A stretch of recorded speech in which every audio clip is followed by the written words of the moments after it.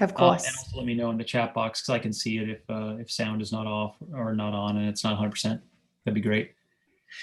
These are reading glasses, by the way. They do have the blue blocking thing, I believe, in it too. Some wanted to know that. Yeah, I'm just getting older and reading a lot, and those eyeballs are not working as good. So I think it could be connected to my brain function as well. That's besides the point. 340 days is the days that you have until you compete again, or your athlete competes again. So it's important to take a big breath and contemplate that. And the reason why you should look at it that way is that 340 is a big number, and it's a long time away. And what that should start is some intentions about how big it is, and also how important it is to align things correctly so you can have great expression. What 340 days means for 36 minutes is when we get into the context of what we actually mean by the sport itself. And for our conversation, we're talking about preparing for the Open or a like style event 340 days away. And so the question can be, well, and this is a very important one because it seems pretty simple. It's like, well, what is the sport? And I don't think a lot of people just spend time with that. It just, we just think the sport different things. Like it's what we see people doing, and we see the videos and participation. But let's break it down to what it actually is, to be, super simple on it, so that you can get an idea. Like, okay, that's the sport. It's one hard test per week for 3 weeks in 340 days. So we have 340 days to prepare for 3 hard tests. Now, I know some people may do it twice, etc.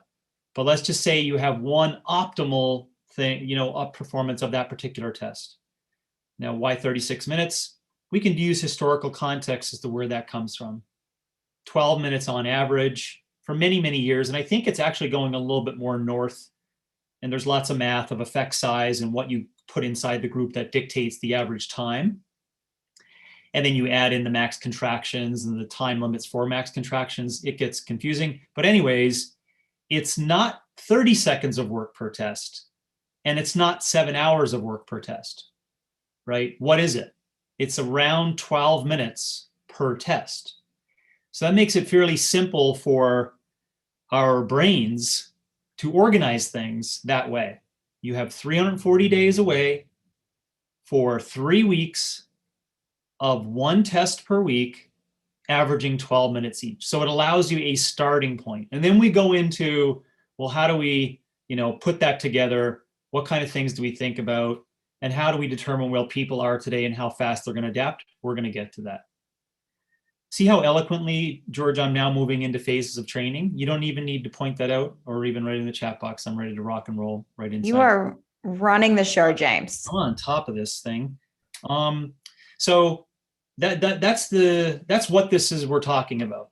And before I move on, I won't be lengthy on that, but I'm really open to personal conversations, or if you meet me on the street, come to Arizona, we want to chat.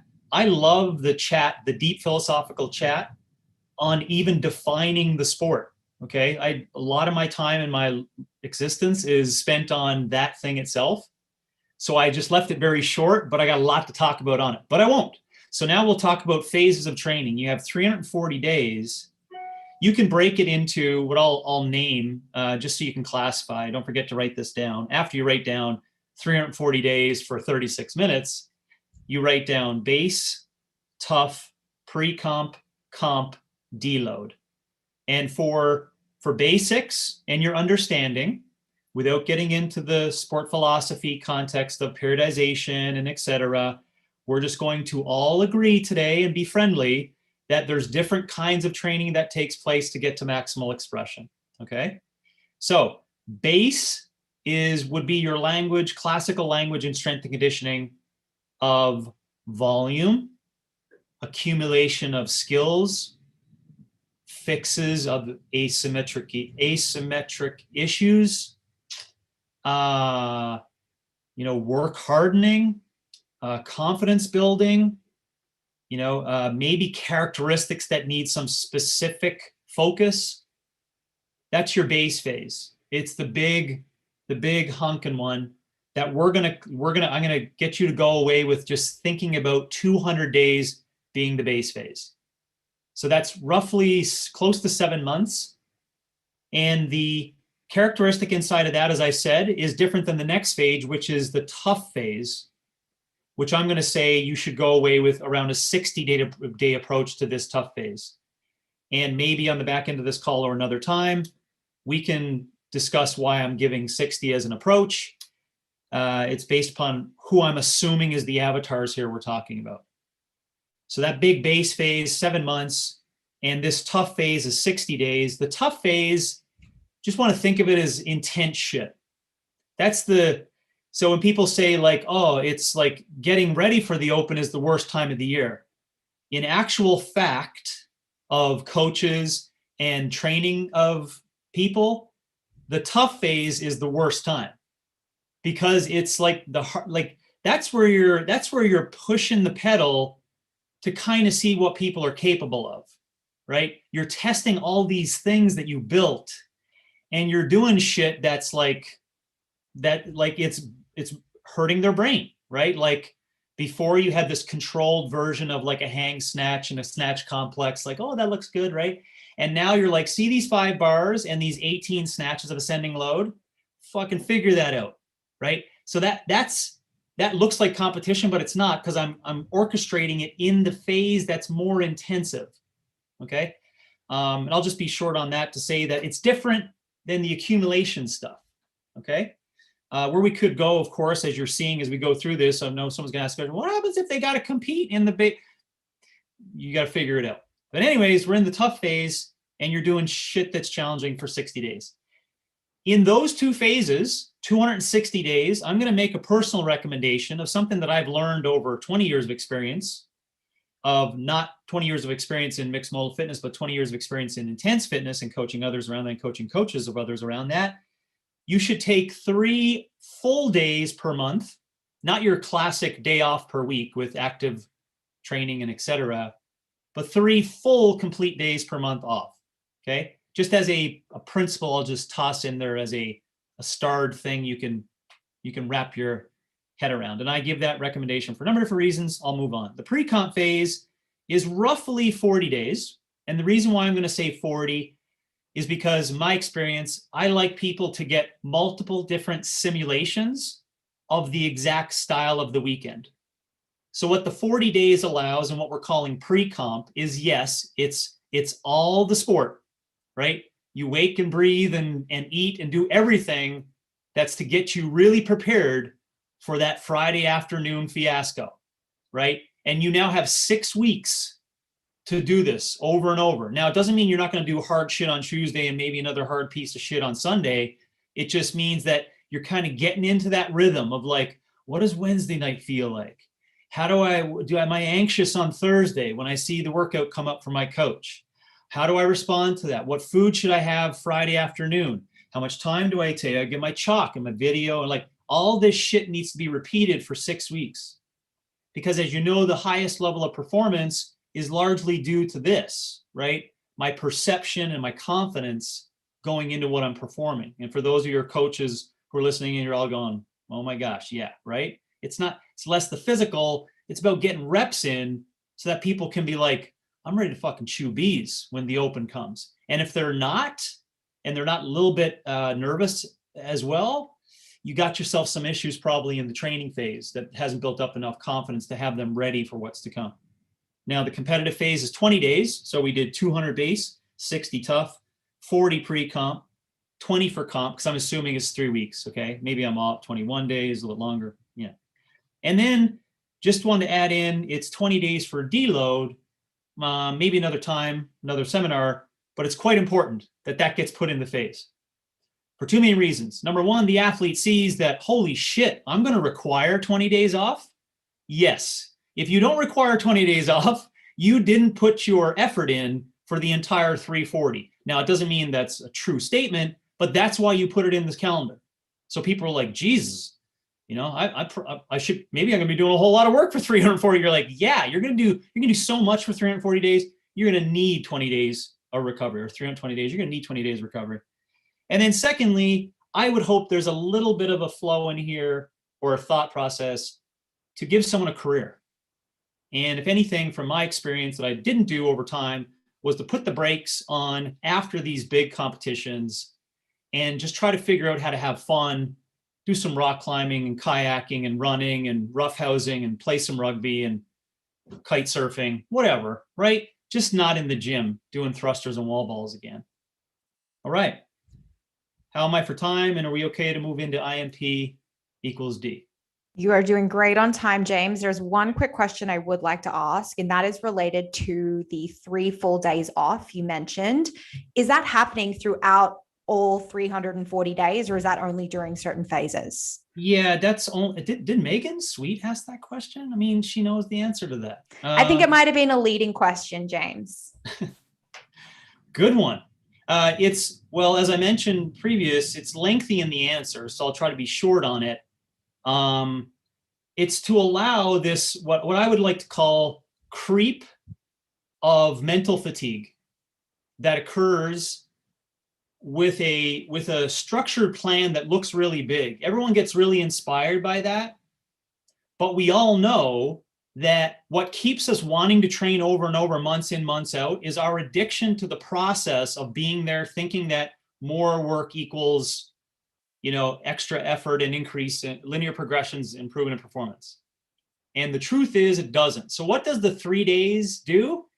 You construct and you force the correct kind of energy placed in the days that you are training, right? And so it allows this time, which we all know to be true. So this is the downside of it. A lot of times that I've given recovery periods for people is because they got overreaching or overtrained. So all I'm saying is like, well, why not implement it, right? And if you as a coach or you as an athlete are thinking, oh, fuck, I'll go fucking squirrely for 3 days. My point should be, you should probably be working smarter and harder for the days that you're training. So it's something to think about in pulling back and then pushing. I mean, life is cycles. It's not all like that. It's got to, you got to go up and down. And this is like a structured way of just taking a little breather. I could go on and on. Man, if I was to list 100 other sports, every other sport does it. I mean, come on, let's get on with it. Let's stop being fitness addicts and be athletes instead.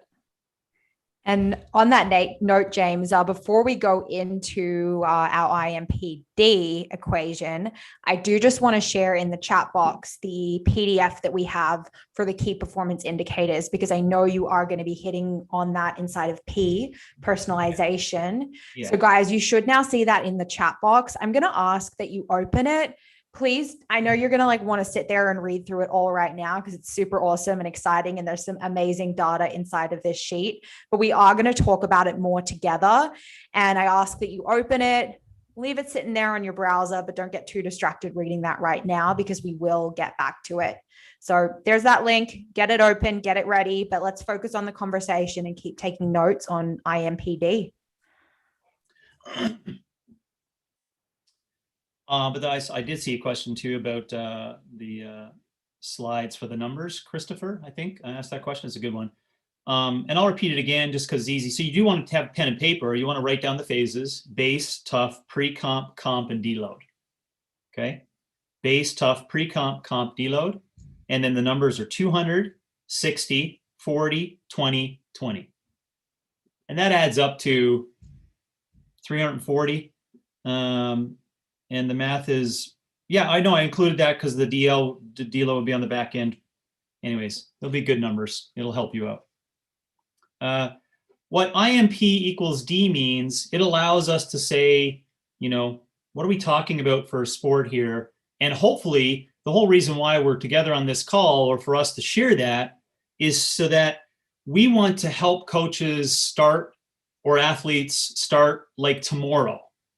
Right? We want to be able to give off this education and ideas that you could take and immediately implement and get some improvements for the whole year. Meaning, because that's the overarching theme here. Secondly, is to hopefully make you recognize that a template online program that's done for everyone is not going to work. And I'm hoping that's what you're going to pull from it, is that it is up to a coach to individualize and personalize this particular thing.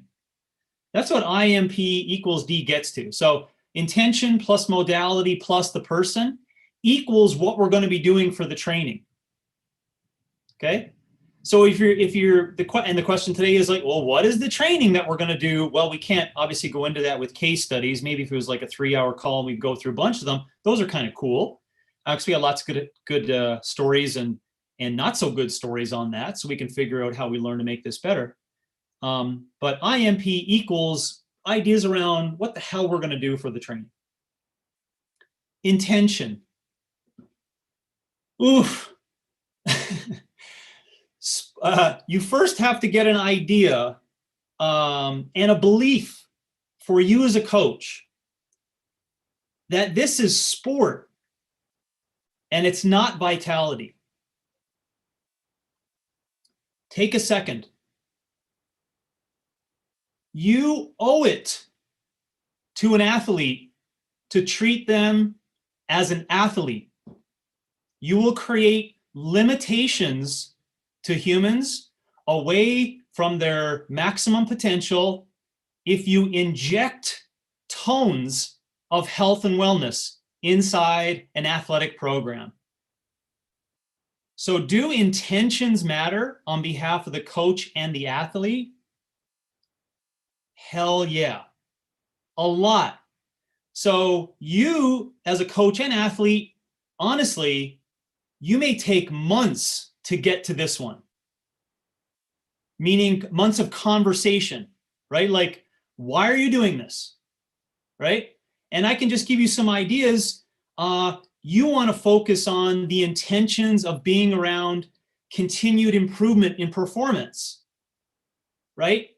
Not populism or broadcasting or body objectification or popularity.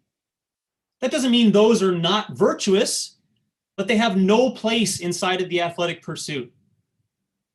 Why am I saying this? Because you have to have correct intentions before you choose to create the pathway.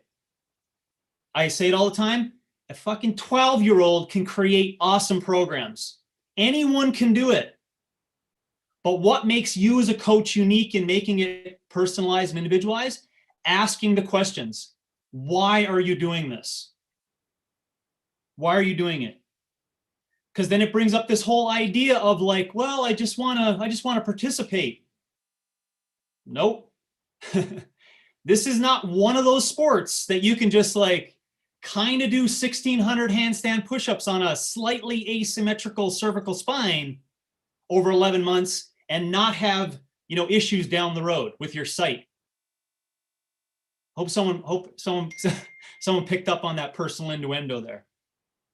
Right? This is about competing, not participating. Right? Now, inside of that, there's lots of emotion around pain and discomfort and like, ooh, it's serious and discipline. And yeah, that's athleticism. That's sport. Right? Focus on, last point on intentions, focus on effort and less on outcomes. Focus on effort, right? I'll claim this one because it's kind of cool saying, full effort, full victory. We've said that since the beginning of Taflons. That's an old one to throw out there for anyone who sees how long we've been around. Effort is what it's all about. Effort's what it's all about. So teach your athletes that this is serious. This is a sport. We're in this to compete and to be completionists.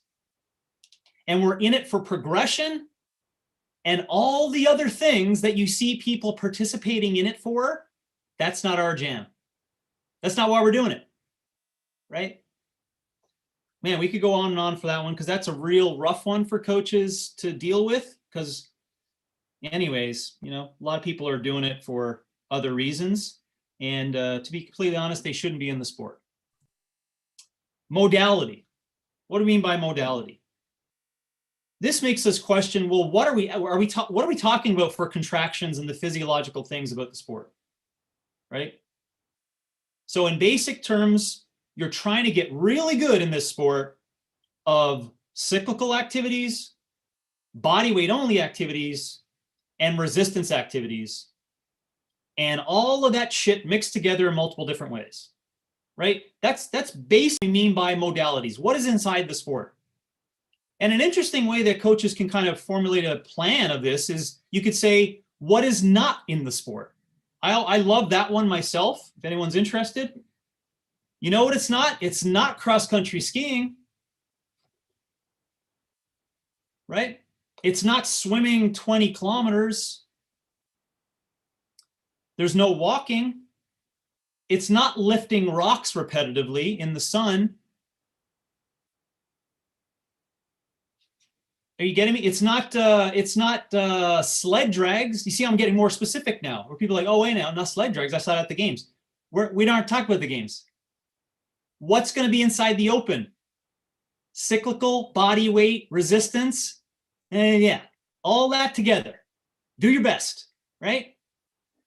Now, underneath that, we want to make all dynamic contractions aerobic and sustainable as possible. I have made that statement for close to 10 years now, and I still, to be honest, have not done a really good job of explaining it, but I say it because I know it's the key ingredient in what creates optimal performance over a long period of time. And sometimes people just stop when they hear the word dynamic or aerobic. They're just like, I can't, So I'll explain a little more deeply, right? You need to be able to do a whole lot of work. And what is inside the sport are not easy contractions. So how would you participate more and more in this sport? You need to do a shit ton of volume of hard contractions. What are the contractions? They're dynamic, really aggressive ones. Are there some slow ones? Yes, there's some slow ones, right? But you basically need to make all that dynamic shit as sustainable as possible. Sustainable as possible. You could say, is that like peak power? Yep. In the clinical or the white paper conversations on it, yep. It's like peak power maintenance of all those modalities. So you're on the right line of thinking for that. What else is inside that modality conversation? We want to have, over this 320 days, progression in strength and capacity at a slow rate. Now, the reason why I say this is that if you generally have a ton of individuals improving way too quickly, that's a judgment of it, just really quick, they either are super duper beginners or they're creating compensatory adaptations. There is a nice line that looks like this. That is the way you're supposed to progress in this over 320 days. So I call it a slow progression in two things, strength and capacity. That's what we mean by modality improvements, okay? And that allows you to put it into buckets. The last one, and there's a bunch of others, but the last one that I find more important, we're going to touch on that, you can see in KPIs as well as the conversation, what makes people really good. You have to be able to scaffold skills. So I'll just take one example and then I'll move on to person. Touch and go deadlift at a moderate weight is a skill. So coaches need to understand that you need to jump over the conversation of like percentage of 1RM, the movement itself, the muscles, the pattern of bending, and you need to say, it's just a skill. It's just a skill. And you need to know that there's not only touch and go deadlifts at moderate weight. I'm kind of giggling because there's so many skills you got to be good at. So I say inside of modalities, what you should focus on throughout the entire year is scaffolding skills.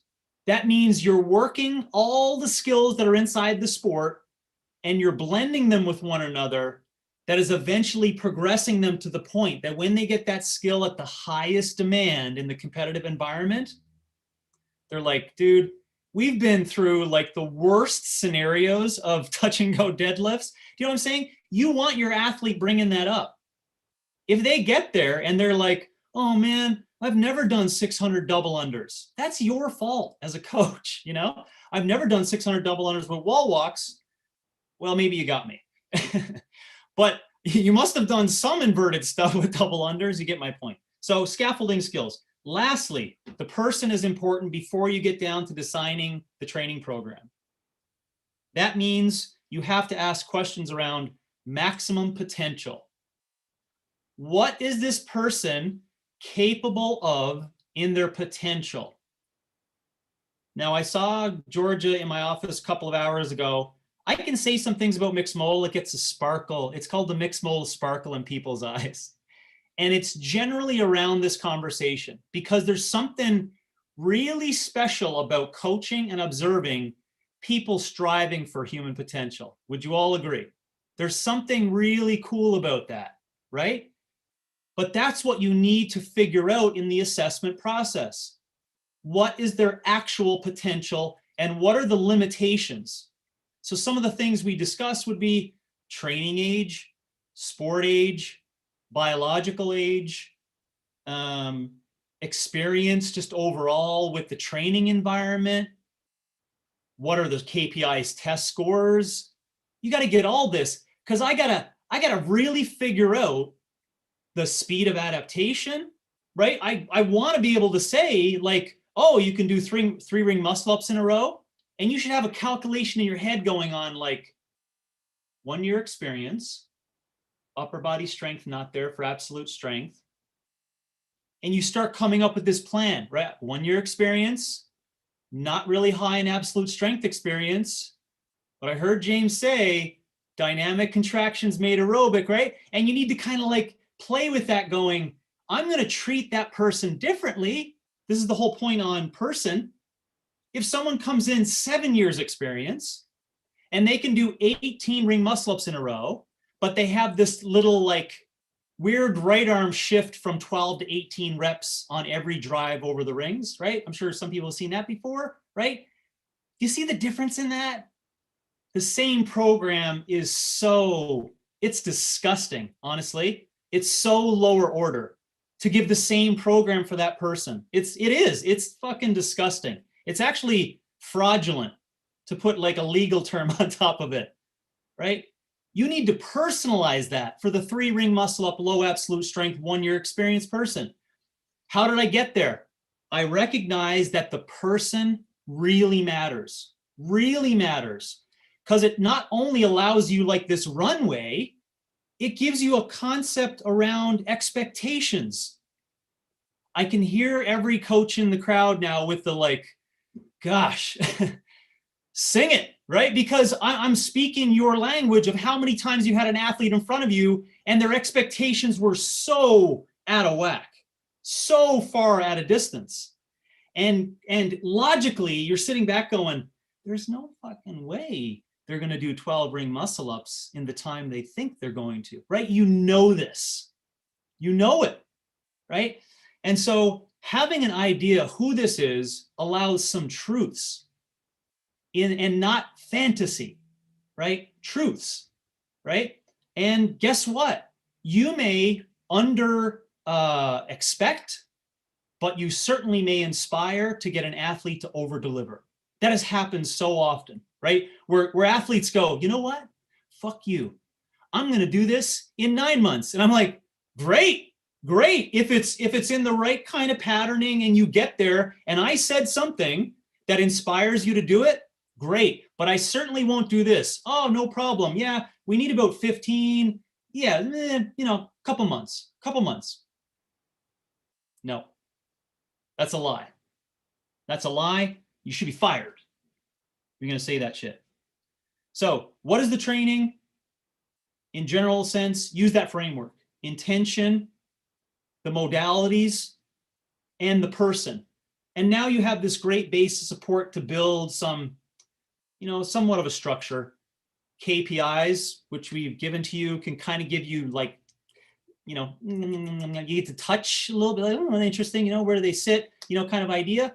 The training phases should mean just put it on a whiteboard, right? Lay that out and just draw up things to kind of focus on that. and get on the straight and narrow and work them towards it. I think that was close to around 20 on the nose. That was, I think 22, but we're going to give you those 2 minutes, James. Thank you. And at this point, I went off there. I'd like to take a minute to pull up that KPI doc, if that's okay with you, James, share it and just have a conversation around some of the pieces inside of it, because you already hit it in the personalization piece. And I think this gives a really good window into why that person is so important, because everyone is going to have very different scores on these KPIs. Yeah. And those KPIs are going to determine what that person needs in part. So I'm going to share my screen. Okay. Where are we here? Can you guys see this, this doc pulled up? We there? You got it, James? Yeah, I can see it. Yeah. Perfect. And I know when we were chatting just a little bit earlier, you mentioned that it might be nice to pour one out for all the souls that were sacrificed in the collection of this data. So could you just take a minute to talk about why this PDF is so significant? Yeah, I'd like to know why pouring one out is the right method. I still never understood that. So you know what we're going to do? We're going to chew some broccoli slowly, and we're going to have some water, and we're going to spend some time in the sunshine today. That's what we're going to do to honor the thousands and thousands of athletes that we do have to take a second to thank, that have gone through this and multiple versions of my madness, through optathlons to original athlete camps to my own experiences in OPT from 2004 to 2011, all the coaches that have worked with me, you know, for many, many years and arguing against these points, but healthily creating a better standard of like what people should strive for. So I just want to take a second to thank all those people that put a shit ton of effort into this. So what you have in front of you here is an opportunity, and philosophically for KPIs, it's supposed to not be specifically just the tests of the particular sport. They're called key performance indicators. That means that these are things that act as support, not directly cause or lead to winning. They lead as support to understand what are the true objective measures under what's expected in physical characteristics for fitness athletes. Okay, so we take all different kinds of things, right? Mainly the shit that's inside the sport. Sometimes it's not, right? And we allow tests that are not always inside the sport to be there because we're looking for characteristics, right? So just think of it this way. Take 10,000 people in fitness as athletes, and if you wanted to figure out what gets those people there, you certainly could just look at the whiteboard, right? There's no doubt. But you know what that doesn't do, which is why I hated it? It doesn't scream to you, what did they do to get there? You know where you got to go? Fucking YouTube, and they're not even telling you the truth, right? You got to wait till people retire before you figure out exactly what they did, right? So how do you figure it out? You say, I'm going to take thousands of those people, put them over in the left-hand column with my own tests, and then figure out who does the best on those and what is the training and everything that goes into improving those, and then look and see how they line up over on all the sport tests. And guess what happens? Those that search and strive towards those main KPIs generally end up further high on the leaderboard in the sport without doing those tests. Okay. Now, if anyone scientific is here, wants to call me on like the validity and the crossover, it's a great argument. So I appreciate that, but it's not for today. You will never have evidence inside of this sport in my lifetime that will be able to say, these are the KPIs that make people successful at the sport. Now, there's a bunch of different reasons behind that, but we're just never going to get there. So what do we need to do? We need athletes to like give their time, give their effort, try this shit, and then just put it all on a whiteboard and say, interesting. Now, why would we have those things, right? for the example of middle of the screen, close grip bench press and power clean, right? Why power clean? Why close grip bench press? They just exist, right? And when you start, and I came from a classic strength conditioning background, was doing it for 12 years prior to like testing people in the sport of fitness, we had a lot of these contexts of structural balance that didn't give answers, but was always like, that's fascinating. And then when we focused on some things, and I'll give you the classic example, female can power clean 205 pounds. She can only close grip bench press 145 pounds, but she can do 35 kipping pull-ups in a row without a problem, even 35 chest to bar pull-ups in a row, right? And so you're like, James, kipping pull-ups, it doesn't matter. Now handstand push-ups come up, strict handstand push-ups. Now there's strict ring muscle ups that come up. Now there's handstand walking, kettlebell swings, scap retraction holds for the whole. You see where I'm going, right? So did the close grip bench press really matter? Yeah, I probably should have picked that up right from the get-go. So what did we do? And I use this point for anyone who's old school on here. We created a SHE program many years ago, maybe 2009-ish, 2010-ish, just for that idea that we needed more of a focus inside of that program for those who needed the upper body focus, absolute strength, because long-term dynamic upper body contractions are really important. And before I go on, just dig in really hard as to how many people are virtue signaling labrum tears and elbow issues today that are inside the sport. And I mean like are super proud, oh, part of the sport, you know. No, it's not part of the sport. No, you don't have labrum issues, you know, as part of that. And so where did that come from? An incorrect alignment, which you could have seen. It's like, just test it, right? Oh, interesting. You're not even close to what James thinks is a KPI, you know. Fix it. Fix it. So does that mean that by getting that bench press up over 9 months, it's going to make them win? No. But it's contributing to one of the big characteristics. So I just picked on one there. I'm more than happy if we do have time to kind of, you know, play with some others. And yeah. Let's talk about the muscle up, the ring muscle up example, James, because I think that's a really interesting illustration. Let's say someone has an athlete that just finished the open and they're thinking about a year from now, and that athlete can do 3 ring muscle ups. What does that mean in terms of progression over the next 12 months? Well, a couple things, you know, is that generally, as we say, it's just people's like if I was to survey 1,000 people and say, oh, you can do that, how fast do you think you're going to get to 9 to 10% of your body weight for an AMRAP? They would like very quickly within a couple of minutes kind of say, I don't know, but kind of land on something like a couple of months. Okay. But the actual fact in it, and going from like 3 to 12 is like a 12 to 18 month period for most people that we've actually put through the system, right? Now, put through the system doesn't mean the unicorns. We throw out the unicorns and we throw out the people that just didn't go through it all, right? So we love the folks in the middle that are still progressing through the sport over time.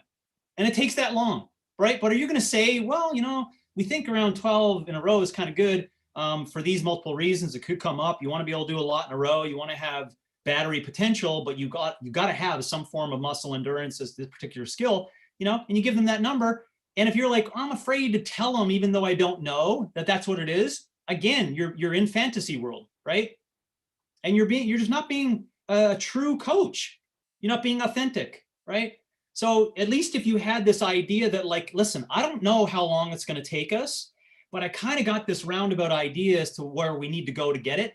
And if that's how you come across by saying it's a long game approach and we'll just play this day by day and we'll see how it goes, then I'm good on it. But people are generally, you know, just have a misperception of the ring muscle up conversation. I just have to add, how about we all just take a second to go, why in the fuck is the ring muscle up so important? Why don't we just lay that out, right? Where did that come from? Where did that come from? And I'm not going to lay blame or cause disparity in conversations of skills, but why is that more than just a movement, right? There's something that it has been injected in the sport that it's like morality now with it, right? It's like, you know, you're not anyone if you can't do X. I just wanted to make mention of that so you can start thinking, yeah, what would the sport be like if we didn't have ring muscle ups, you know? And that'll make you go back on the history and philosophical context of it. And I know all the reasons on its complexity and entry-level gymnastics that 6-year-olds are expected to do. I understand all that, but yeah.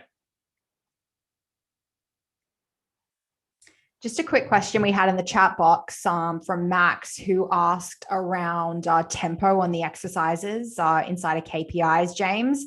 It would just be for things like a back squat, close grip bench press, front squat that you'd be prescribing a tempo, correct? In training, yeah, we have I'm sorry, were you saying why would there be a tempo for the maximum efforts? Yeah, he's asking around using tempos when testing KPIs. Oh yeah. Well, it's generally, if it's for a maximal absolute strength, we want to create just some kind of control on the tempo of the eccentric only, just so we don't get people injured. And there is some form of control between people that do it. If we feel, though, that people are way overthinking the tempo, and in most cases, people, when they do that, they actually take like 6 seconds as opposed to 3, as an example, on the eccentric, then we'll just say, like, you need to clean this up in the warm-up sets before you get to this point. When it comes to AMRAPs, the reason why with high absolute strength loads that you create control over the percentage AMRAP testing and just that's kind of, given you for how well they perform under a 1 RM, is again to create control between all other variables of people that do the test and safety, but to ensure that they understand the control within the set. Because if you, as we know in training, which I don't care about, if you want to do a 10 RM back squat, right?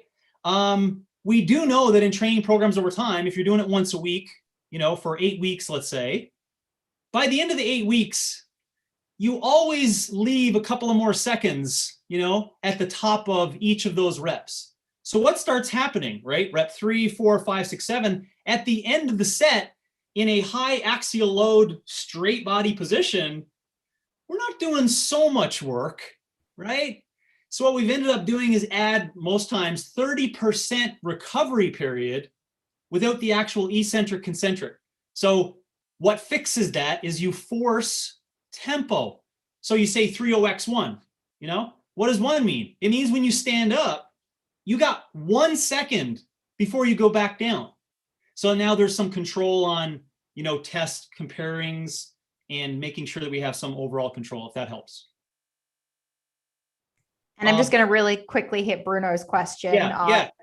That's you could search Bruno. There's lots of videos on the 18-minute AMRAP. It's 2012 third workout in the open. So just go there and have your day on all the reps and the videos, and yeah. Box jump, step down, shoulder to overhead, and toast bar. You betcha. Yeah. So just to kind of wrap up our conversation around this KPI document, James, I think my largest takeaway from it is obviously, like, on an hour-long webinar, you can't go into detail of how to improve every one of these tests and what they all mean and what that's going to look like over the next 12 months for coaches working with athletes. But to look at these numbers and see what's up on this screen, to me, it just illustrates how important it is to have a plan, because how can you expect to move all of these KPIs, or the KPIs that you need to move for a certain athlete, in the right direction if you don't have structure going into that and you're just trying to achieve it with random programming? Yeah, well, you just said it right there. But if anything I can add to it, it's like in diagnostics, right? Or serum testing, functional diagnostics, you don't chase the lab scores, right? It's like these, you don't chase these scores. These are insights. You know what I'm saying? Like, you don't go after A1C changes, right? With like medicine alone. No, you do lifestyle, food, correct training, more resistance over aerobic activity, whatever it takes. And that's how you make improvements on it. So it's the same thing here. This means you can't do this.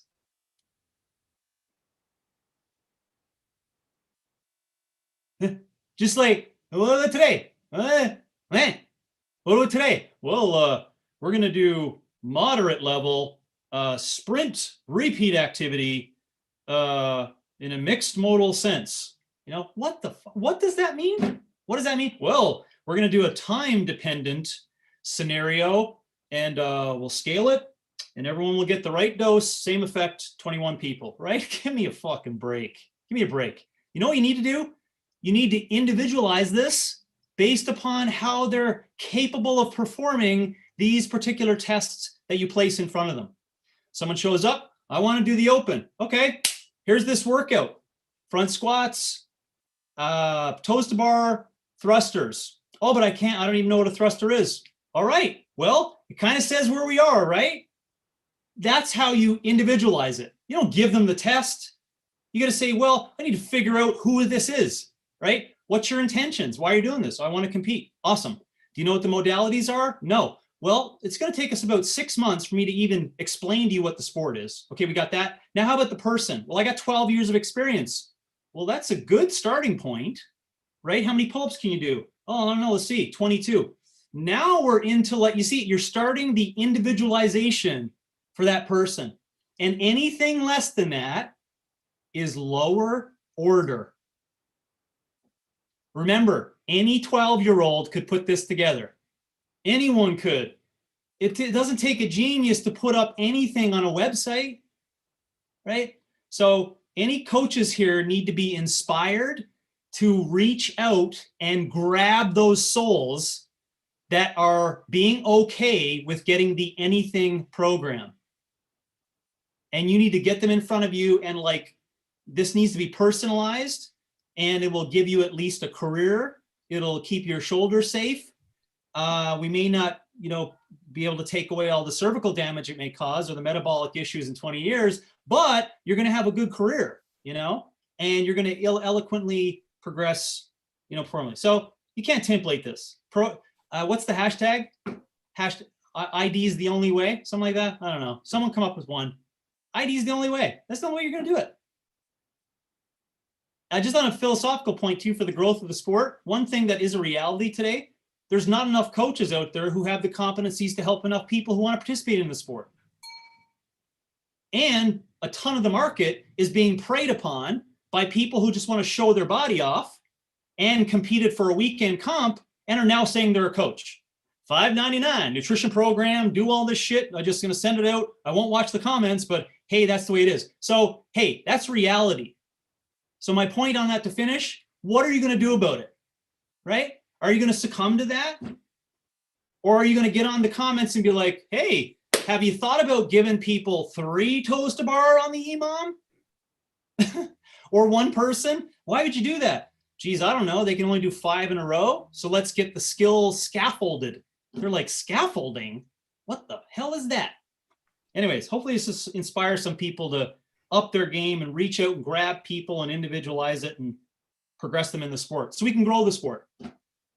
And on that note, James, we want to be able to give people the tools to be able to do that, right? Because it's great to have the idea that you want to, go create these perfect personalized programs, but you need some education. You really do, realistically. Jeez, I wonder where that would be. I wonder. So guys, bear with me for just a couple minutes. I want to explain some options we have for you and a really cool offer we have going on right now to continue to learn from James. And the 2 courses I want to point out, the first one is mixed modal, of course. And mixed modal is really where you go if you want to be a master in competitive functional fitness coaching.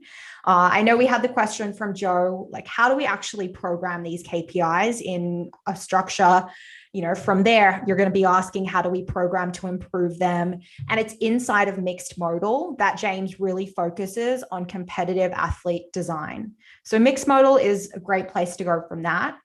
Now, the reality is, though, for most people, competitive athletes, you maybe have 1, maybe you have 20, but they're not the majority of people. The majority of clients that most coaches are working with are your typical general population, take their fitness seriously, but they want to use it in other ways to support their life outside of the gym. And now in OPEX CCP, which is our flagship mentor program, that is where we really work on teaching you not just to coach athletes, but how to coach any client and train them anywhere, and give you the assessment and program design tools you need to work with a wide array of clients, not just your competitive athlete, which is what mixed modal is for.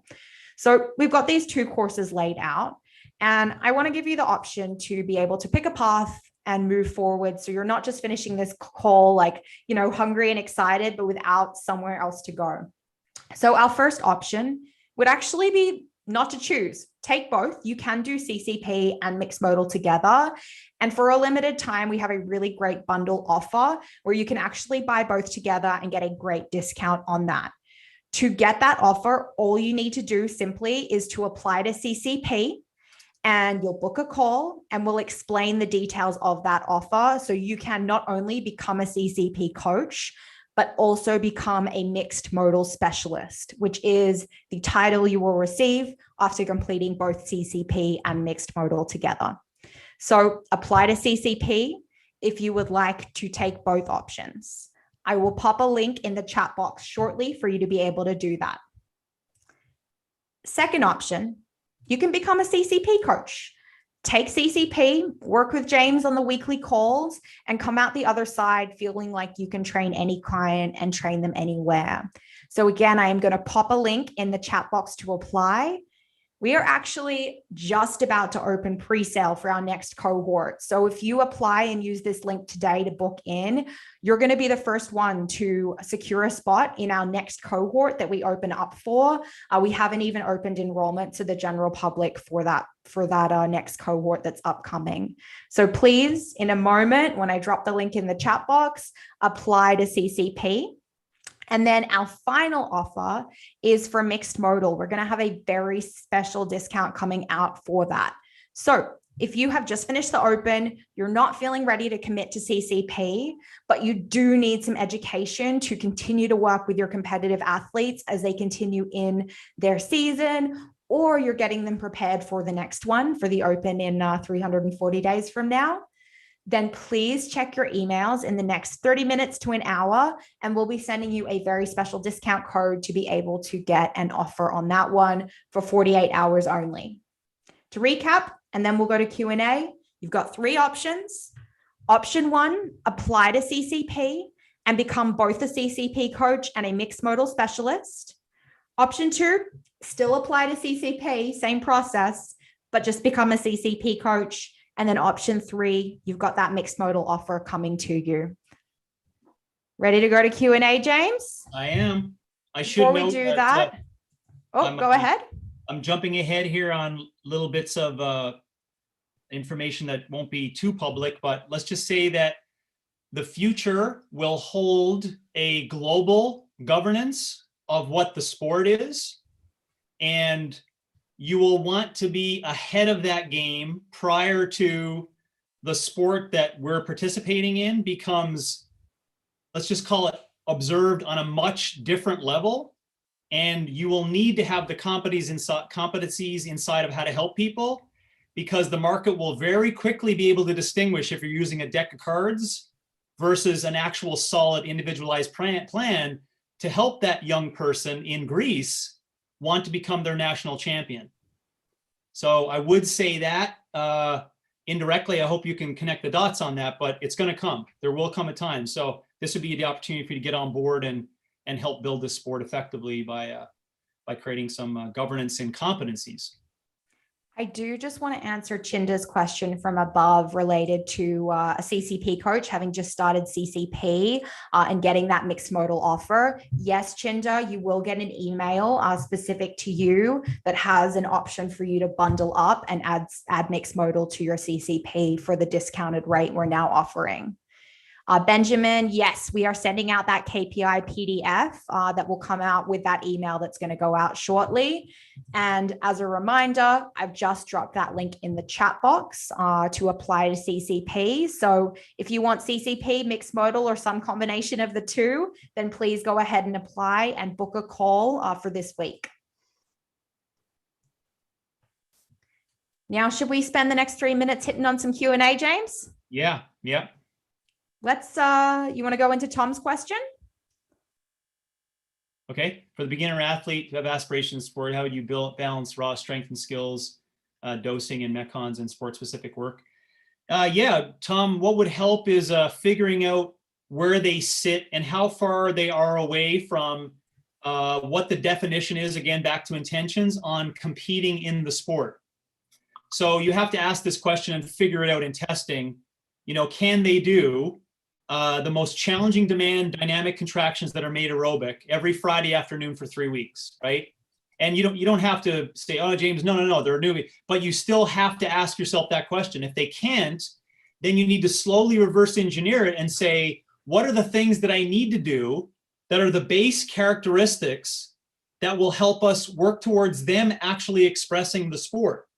And the way you do that is you test the majority of those KPIs. I would say the majority, Tom, because the way the avatar you're describing there, they may not be able to perform all of them, but at least the attempt of trying it gives you and the client and the athlete expectations as to how far they are away from what you're talking about, which is great, building raw strength capabilities. And I won't use metcons, Tom. Let's use it, the sustainability, right? How good are they at sustainability in everyday training practice, lifestyle sustainability, being in the gym every day, showing up in 3 months, knowing how to pace, knowing when to go hard and when to pull back. Like that sustainability is what I would call conditioning as opposed to metcons.